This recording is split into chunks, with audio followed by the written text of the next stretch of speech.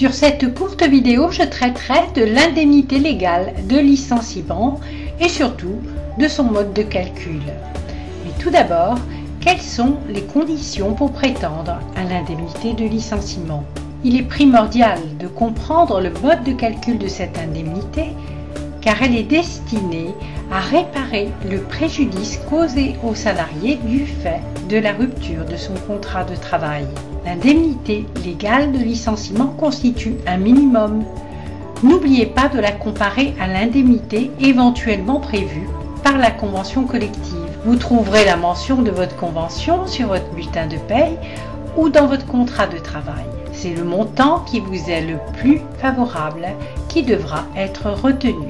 Seuls les salariés dont le contrat à durée indéterminée a été rompu par un licenciement peuvent prétendre à une indemnité de licenciement. Peu importe que le salarié ait été licencié pour un motif personnel ou économique, que le licenciement soit individuel ou collectif. Seul le licenciement motivé par une faute grave ou lourde prive le salarié de son droit à l'indemnité de licenciement. Il faut des conditions d'ancienneté. Vous devez, à la date de notification du licenciement, justifier d'1 an d'ancienneté ininterrompue au service du même employeur pour pouvoir prétendre au bénéfice de l'indemnité légale de licenciement. Par date de notification du licenciement, il faut entendre soit la date d'envoi de la lettre commandée notifiant le licenciement, et je dis bien la date d'envoi. Alors inutile de vouloir jouer la montre en différant la date de votre passage au bureau de poste, soit la date de remise de cette lettre en main propre contre décharge. Comment calculer l'indemnité légale de licenciement?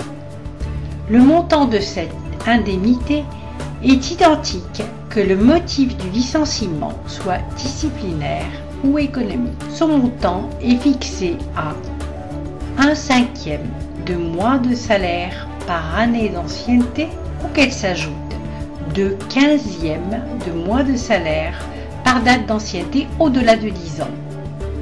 Le nombre d'années et de mois d'ancienneté s'apprécie à la date de fin de préavis, que le préavis soit exécuté ou non. En revanche, son montant est doublé si le salarié est licencié suite à une inaptitude consécutive à un accident du travail ou à une maladie professionnelle. Quelle est l'ancienneté à prendre en compte? Pour calculer le montant de l'indemnité de licenciement à laquelle peut prétendre le salarié, il faut retenir les années entières de service ainsi que les années incomplètes à proportion du nombre de mois de présence. La durée du préavis, exécuté ou non, doit être prise en compte.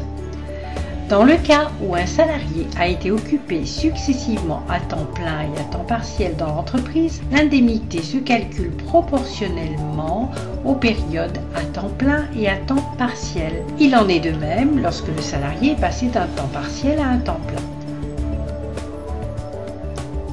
Le salaire à prendre en compte pour le calcul de l'indemnité de licenciement est selon la formule la plus avantageuse pour le salarié, soit le 1/12 de la rémunération brute des 12 derniers mois précédant la notification du licenciement, soit 1/3 des 3 derniers mois.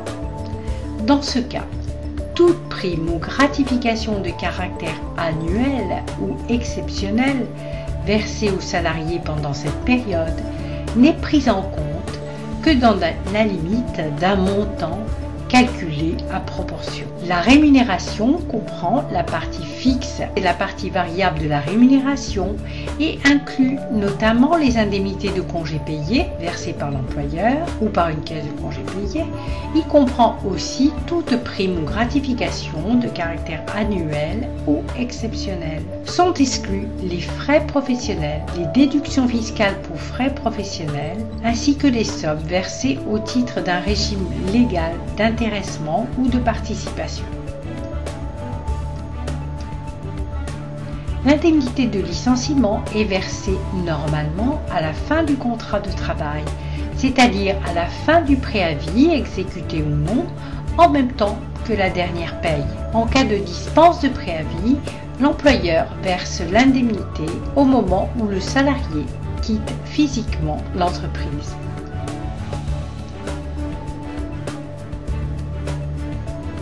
Vous trouvez des détails et des exemples? Retrouvez-moi sur le blog lefuturquejemérite.com. À bientôt.